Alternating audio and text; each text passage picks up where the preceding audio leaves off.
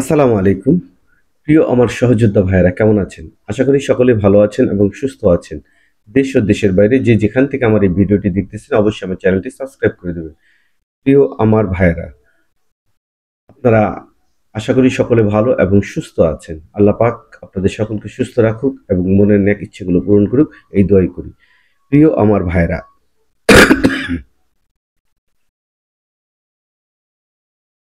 আজ ২ জুলাই রোজ বুধবার ঢাকা বিএফএস গ্লোবালের যে সর্বশেষ আপডেট আমি আপনাদের জানিয়ে দেব এবং সেই সাথে আরো কিছু গুরুত্বপূর্ণ কথা না বললেই না। আপনারা সকলে অবগত আছেন, এতক্ষণে সকলেই জানেন যে ইটালি গভর্নমেন্ট আবারও ডিক্রিটো ফ্লুসি ঘোষণা করেছে 2026, 27 এবং 28, যেটা প্রায় 4,50,000 লোক 33টা দেশের থেকে নেওয়া হবে, যেখানে বাংলাদেশিরাও আছে। আপনারা হয়তো অনেকে, গতকালকে আমি কিছু গ্রুপে দেখলাম অনেকে বলতেছেন এই বছর জমা দেওয়ার জন্য না। প্রিয় আমার সহযোদ্ধা ভাইয়েরা, আমরা যারা ইটালির জন্য কাগজ জমা দিয়েছি বা দীর্ঘদিন ধরে ভুগতেছি বা অনেকে রিজেক্ট খেয়েছি, আমরা একবার যারা ইউরোপের নাম নিয়েছি তারা কিন্তু মানে যতক্ষণ পর্যন্ত আমাদের না হয় আমরা কিন্তু চেষ্টা করতেই থাকি।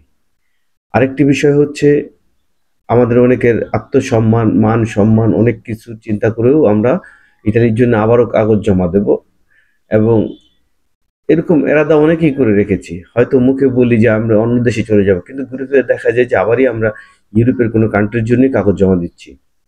সেটা হয়তো বা আবার ইটালির জন্য হতে পারে।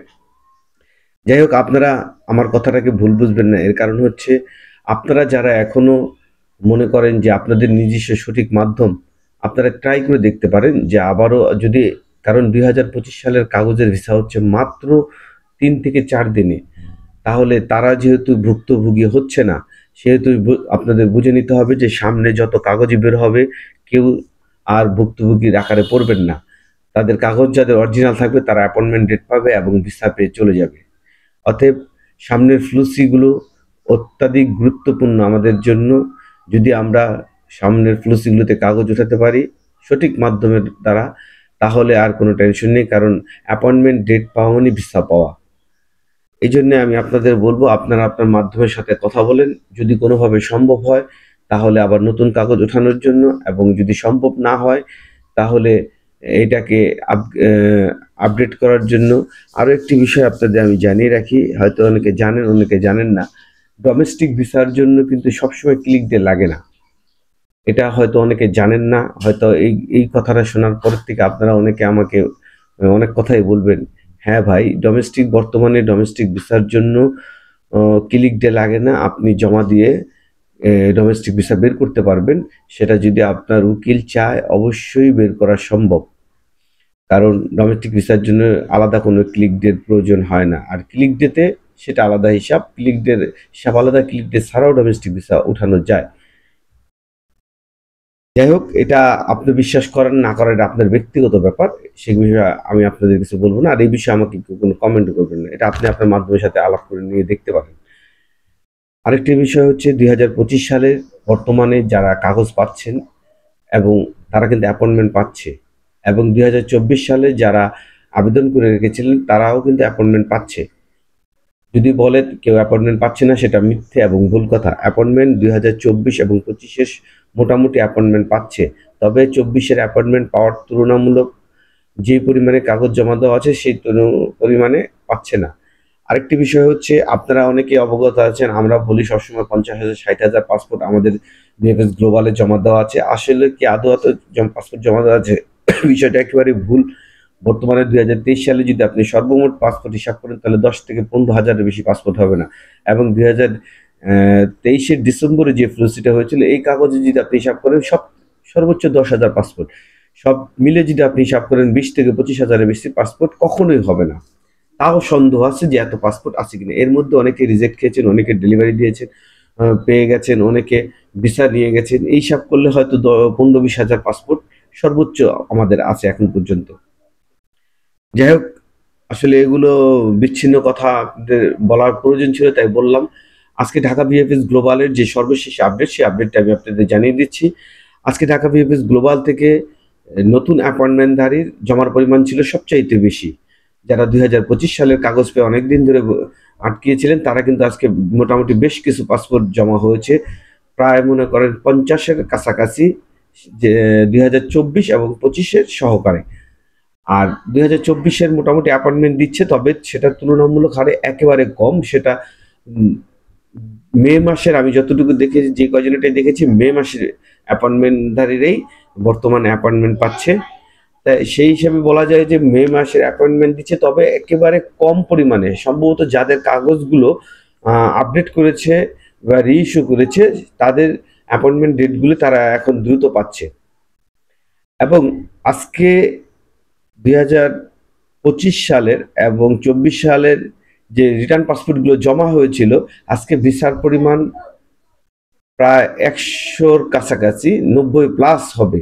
এর কারণ হচ্ছে, আপনারা বিগত যে দিনে জানেন যে পরিমাণ পাসপোর্ট জমা হয়েছিল, সে পরিমাণ ভিসা কিন্তু এখন ওই ভিসাগুলো বের হচ্ছে।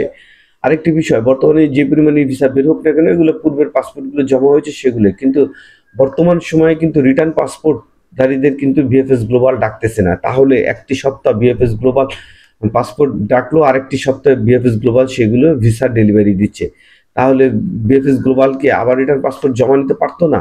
এটা ভিএফএস গ্লোবালের একটি খামখেয়ালিপনা, বা ইটালি অ্যাম্বাসি বলেন, তাদের একটি খামখেয়ালিপনা। নাহলে তারা ইচ্ছা করলে তারা এই কাজটা ধারাবাহিকভাবে করতে পারতো, প্রতিনিয়ত করতে পারতো। তারা ইচ্ছাকৃতভাবে একবার ডাকতেছে, একবার তাদের ভিসা দিচ্ছে, এইটা সময় ক্ষেপণ করতেছে। প্রিয় আমার সহযোদ্ধা ভাইয়েরা, আমার ইটালি ভুক্তভোগী ভাইয়েরা, আপনারা যারাই আমার এই ভিডিওটি দেখতেছেন, আপনারা সকলে অধৈর্য হয়ে গেছেন।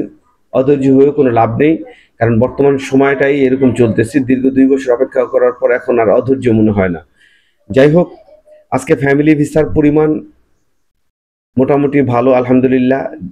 ফ্যামিলি ভিসার আমি আজকে কয়েকটি মাস উল্লেখ করে দিচ্ছি। সেটা হচ্ছে মে মাস, নভেম্বর মাস, ডিসেম্বর মাস। এই 3টা মাসের আজকে আমি ভিসার খবর জানি। ভিসা হয়েছে, এবং মার্চ মাসের ভিসা হয়েছে 2025-এর। ফ্যামিলি ভিসাগুলো মোটামুটি পর্যায়ক্রমে প্রতিদিনই 20 থেকে 25, 30+ ভিসা দিচ্ছে, এবং প্রতিদিনই কিন্তু ফ্যামিলি ভিসা জমা হচ্ছে 10, 15, 20 প্রতিদিনই জমা হচ্ছে। পূর্বের কিছু পাসপোর্টগুলো আটকে গিয়েছিল, বর্তমানে সেগুলোর ভিসা হচ্ছে। প্রিয় আমার ভাইয়েরা, যারা 24 সালে কাগজ জমা দিয়েছিলেন, আপনাদের ভিসা কিন্তু অলরেডি দেওয়া শুরু হয়ে গেছে। আর ইনশাল্লাহ আশা করা যায় আগামী 1 মাসের মধ্যে আপনারা অনেক ভালো একটা রেজাল্ট পেয়ে যাবেন, এবং অনেক লোক ভিসা পেয়ে যাবেন। বর্তমান সময় স্টুডেন্ট ভিসার পরিমাণ অনেক বেড়ে গিয়েছে, স্টুডেন্ট জমার পরিমাণ অনেক বেড়ে গিয়েছে। আজকে রিটার্ন পাসপোর্ট সাবমিটের পরিমাণ একেবারেই নাজুক। 3-4 জনের মতো দেখেছি রিটার্ন পাসপোর্ট সাবমিট এর জন্য ভিএফএস গ্লোবালে এসেছে। আর আপনাদের যারাই আপনারা আমার এই ভিডিওটি দেখতেছেন, আপনাদের সবসময় আমি বলি, এখনো বলতেছি, আমি যতটুকু ভিসা বা রিটার্ন পাসপোর্ট যাই বলি না কেন, তার চেয়ে কিছু বেশি থাকে আগে এবং পরে।